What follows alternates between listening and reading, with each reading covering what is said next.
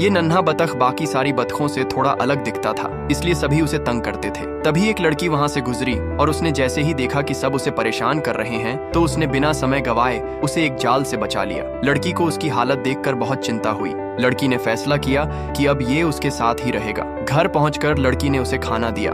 खाते समय लड़की ने देखा कि उसकी आंखों में आंसू थे। वो समझ गई कि ये छोटा सा जीव कितना अकेला और दुखी रहा होगा। अब वो रोज उसके लिए खाना बनाती और उसे नहलाती ताकि उसके जख्म ठीक हो सके।